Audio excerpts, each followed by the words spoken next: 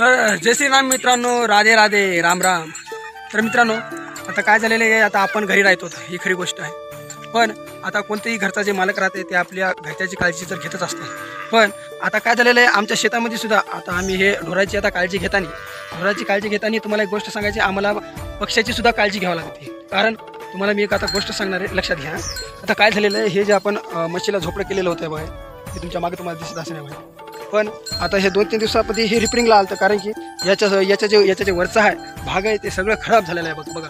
आणि याच्यावरनं नवीन कापड टाकायचं होतं. पण आज एक हप्ताभर आता हे पाण्याचे दिवस आले, तर आम्हाला आता हे म्हशीला येईल तर सगळ्याला ते सगळं याचं झाडझूड करून आम्ही आता हे बघा खालची झाडझूड तर केलेली आहे. पण हे वरचं जे करायचं होतं, पण आम्हाला एक हप्ताभर थांबावं लागलं. तर ते कशामुळे थांबावं लागलं मी या व्हिडिओमध्ये सांगणार आहे, शेवटपर्यंत. आता या पशुपक्ष्याचं कसं असतं, कुठे बी घरटे घालतात, त्याच्यात काही वाचन नसते काही नसते. पण आपल्यापेक्षा बी काळजी घेण्याची त्यांना एक आदत राहते, ती तुम्हाला आज मी सांगणार आहे. तर काय झालं मित्रांनो, हे जे तुम्हाला हे समोर जे दिसत आहे, ह्याच्यावर एका चिमणीचे घरटे होते. आता आम्ही हे जेव्हा आमचा निर्णय केला आम्ही हे मोडायचा,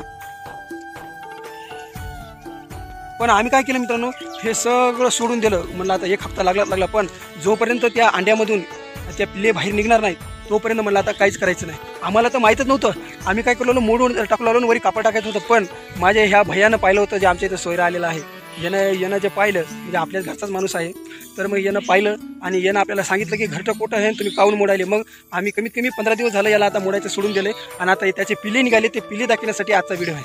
तर कुठं पाहिलं ते बघा आता दाखवते. तर बघा मित्रांनो, आता आम्ही याला मोडू लागलो होतो, पण काय झालं, ह्या भयानं दाखिल्यामुळं काय झालं, आम्ही हे सोडून दिलं. आणि इथून काय झालं, आम्ही एक आता हे फारी टाकणार आहे. कारण की आता काय होणार आहे, कधी काय पाणी येईल काही सांगा येत नाही. आणि मग त्याच्यामुळं हे जे घरटं याच्यातून या खिंडीमधून पाणी येऊ शकते. म्हणून आम्ही काय केलं, याच्यावर कापड टाकायचं ठरलेलं आहे. मग कापड टाकल्यानं काय होईल, त्यांचं सर्व संरक्षण राहतं. आणि पिल्ल्याला आता कमीत कमी 10 दिवस अजून मोडायचं नाही, कारण की 10 दिवसात जेव्हा त्याचे पिल्ले मोठे होऊन उडून जातील तेव्हाच ह्या सर्व झोपडं मोडून हे करायचं आहे. मग ते तुम्हाला मी आता दाखवतो. कारण की आम्ही हे बघा तुम्हाला हे जे कापड दिसायले, हे आता कापड झाकायचं आहे आपल्याला याच्यावर. आणि हे आहे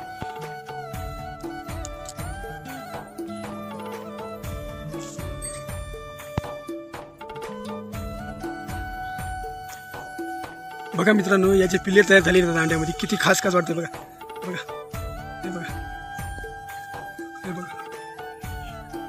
हे बघा कसं उडायचा प्रयत्न करायला बघा. याला आता वरून कापड टाकायचे आहेत आपल्याला. याला आता वरून हे ठेवून देऊन काय करायचे, कापड टाकायचे आपल्याला याच्यावर. हे बघा पडलं खाली. आणि बघा ही त्याची माय. हे बघा माय बघा, ही त्याची माय आलेली आहे. तिला वाटलं माझ्या काय पिल्ल्याला काय करायलेत काय की, म्हणून इथून आली बघा. हे बघा पिल्लू आहे खाली बघा. हे बघा पुन्हा आता ही काय करणार, आपल्या चोचीमध्ये उचलून त्याला पुन्हा घरट्यामध्ये टाकणार. तर खाली पडले तर चला आपण टाकू त्यावरी. तुला हे खाली पडलेलं याला आपण याच्यामध्ये टाकून देऊ. कारण की पुन्हा आपण जर त्याला हे केलं तर ती आपल्या पिल्ल्याकडे येणार नाही, तिला ते पिल्लू घेणार नाही. कारण की आपल्या माणसाचा प्रश्न झाल्यावर कोणतंही पाखरू असो आपल्या माईला घेत नाही, कारण की माणसावर कधीही भरोसा नसते द्यायचं. पण आपल्याला संस्कृती जपली पाहिजे, आपला निसर्ग जपला पाहिजे. म्हणून चला याला घेऊन सनी आपण वरी ठेवून देवता. कारण की खाली काय करत नाही. आता तिची माई तर खूप आपल्यावर रागावली असेल, कारण आपण तिथे घेतलेलं आहे पिल्लू हातामध्ये. तर चला त्याला त्या घरट्यामध्ये नेऊन ठेवून देऊ.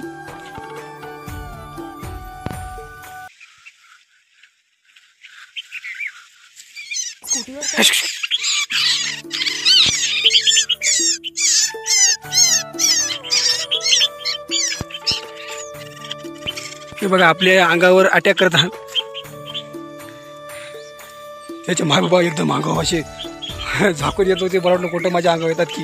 आता हे बघा आपण त्याला मधामध्ये टाकून दिलेलं मित्रांनो. आणि अशीच काळजी घेतली पाहिजे बरं का. आणि व्हिडिओ जर आवड असतात तर लाईक आणि सबस्क्राईब करा राव. बघा आता तुम्हाला दाखवतो, आपण मधामध्ये ठेवून दिलेला आहे त्याला.